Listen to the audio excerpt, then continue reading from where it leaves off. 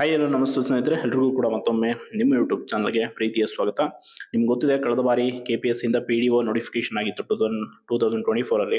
So ತುಂಬ ಜನ application ಹಾಕಿದ್ರಿ ಆ್ಯಂಡ್ ಕೆಲವರು ಪರೀಕ್ಷೆಯಲ್ಲಿ ಆಯ್ಕೆ ಆಗಿದ್ರ, ಇನ್ನು ಕೆಲವರು ಆಯ್ಕೆ ಆಗಿಲ್ಲ.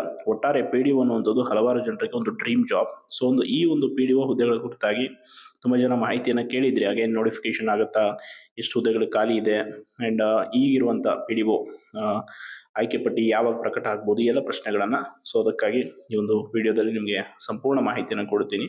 ಆ್ಯಂಡ್ ಕಳೆದ ಬಾರಿ ನಿಮ್ಗೆ ಗೊತ್ತಿದೆ, PDO ನಾನ್ HK 150, HK ಮತ್ತು 90 ಹುದ್ದೆಗಳಿಗೆ ನೋಟಿಫಿಕೇಶನ್ ಆಗಿತ್ತು. ಪರೀಕ್ಷೆ ಕೂಡ ಆಯಿತು, ಎಲ್ಲವೂ ಕೂಡ KPSC ಮಾಡಿದ್ರು.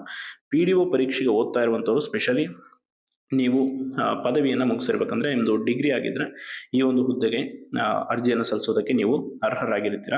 ಸೊ ಅಂದಾಗೆ ಇನ್ನೆಷ್ಟು ಹುದ್ದೆಗಳು ಈಗ ರಾಜ್ಯದಲ್ಲಿ PDO ಹುದ್ದೆಗಳು ಖಾಲಿ ಇದೆ, ಏನು ಅನ್ನೋಂಥ ಮಾಹಿತಿಯನ್ನು ತಿಳಿಯೋಣ ಬನ್ನಿ. ಆ್ಯಂಡ್ ಇನ್ನೊಂದು ಇಂಪಾರ್ಟೆಂಟ್ ಅಂತಂದರೆ, ಈಗಾಗಲೇ PDO ಏನು ನೇಮಕಾತಿ ಆಗಿದೆ, ಸೊ ಅದ್ರದ್ದು ಇನ್ನೂ ಕೂಡ ಆಯ್ಕೆ ಪಟ್ಟಿ ಪ್ರಕಟ ಆಗಬೇಕಿದೆ. ಅದನ್ನು ಕೂಡ ಆದಷ್ಟು ಬೇಗ ನಾವು ಕ್ಲಿಯರ್ ಮಾಡ್ತೀವಿ ಅಂತ ಹೇಳ್ತಾ ಇದ್ದಾರೆ, ಬಟ್ ಅದು ಯಾವಾಗ ಅಂತ ಖಚಿತತೆ ಇಲ್ಲ.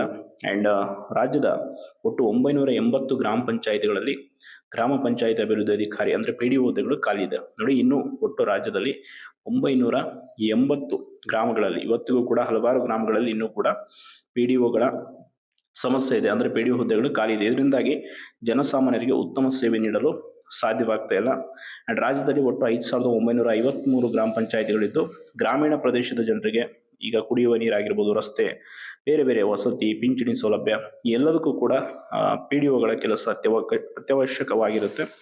ಬಟ್ ಆದರೂ ಕೂಡ ಇವಾಗ ಸದ್ಯಕ್ಕೆ PDOಗಳ ಕೊರತೆ ಇರೋದ್ರಿಂದ 2-3 ಪಂಚಾಯಿತಿಗಳಿಗೆ ಹೆಚ್ಚುವರಿ ಜವಾಬ್ದಾರಿಗಳನ್ನು PDO ಒಬ್ಬರಿಗೆ ಕೊಟ್ಬಿಟ್ಟು ಕೆಲಸವನ್ನು ನಿರ್ವಹಿಸ್ತಾ ಇದ್ದಾರೆ. ಈಗಾಗಲೇ ನಿಮ್ಗೆ ಗೊತ್ತಿದೆ, ಇನ್ನೂ 150ರಿಂದ 200 ಗ್ರಾಮಗಳ PDOಗಳಿಗೆ ಹೆಚ್ಚುವರಿ ಜವಾಬ್ದಾರಿ ಕೊಡಲಾಗಿದೆ. ಅಂದರೆ ಒಬ್ಬ PDO 2ಕ್ಕಿಂತ ಹೆಚ್ಚು ಗ್ರಾಮ ಪಂಚಾಯಿತಿಗಳನ್ನು ಕಾರ್ಯನಿರ್ವಹಣೆ ಮಾಡ್ತಾ ಇದ್ದಾರೆ. ಸೊ ಇದರಿಂದ ಅವ್ರಿಗೂ ಕೂಡ ಕೆಲಸದ ಒತ್ತಡ ಇರುತ್ತೆ. ಆ್ಯಂಡ್ ಇನ್ನೊಂದು, ಇತ್ತೀಚೆಗೆ ಗ್ರಾಮೀಣ ಅಭಿವೃದ್ಧಿ ಇಲಾಖೆ ಆಯುಕ್ತರು ಒಂದು ಮಾಹಿತಿ ಕೊಟ್ಟಿರುವಂಥದ್ದು ಕೂಡ ಇಲ್ಲಿದೆ. ರಾಜ್ಯದಲ್ಲಿ 980 PDO ಹುದ್ದೆಗಳು ಖಾಲಿ ಇವೆ. ಮುಂದಿನ 2-3 ತಿಂಗಳು, ಅಂದರೆ ಇನ್ನೊಂದು 2-3 ತಿಂಗಳಲ್ಲಿ ಈಗಾಗಲೇ KPSC ಇಂದ ನೋಟಿಫಿಕೇಶನ್ ಏನಾಗಿದೆ 280, ಅಂದರೆ ಈಗಾಗಲೇ ನಡೀತಾ ಇದೆ, ವೆರಿಫಿಕೇಶನ್ ಎಲ್ಲ ಆಗಿ ಲಿಸ್ಟ್ ಬಿಡೋದಿದೆ. ಸೊ ಅದರದ್ದು ಕ್ಲಿಯರ್ ಆಗುತ್ತೆ 280 ಹುದ್ದೆಗಳದ್ದು. ಆ್ಯಂಡ್ ಇನ್ನು ಉಳಿದಂತೆ ನೀವೇ ಕ್ಯಾಲ್ಕುಲೇಟ್ ಮಾಡ್ಕೊಂಬಿಡಿ, 280 ಹುದ್ದೆಗಳು ಭರ್ತಿ ಆದರೆ ಇನ್ನೆಷ್ಟು ಹುದ್ದೆಗಳು ಉಳಿಯುತ್ತೆ. ಸೊ ಅಷ್ಟರಲ್ಲಿ ಮತ್ತೆ ಆರ್ಥಿಕ ಇಲಾಖೆಯಿಂದ ಅನುಮೋದನೆ ಸಿಕ್ಕರೆ ಇನ್ನಷ್ಟು ಹುದ್ದೆಗಳು ನೋಟಿಫಿಕೇಶನ್ ಆಗುತ್ತೆ.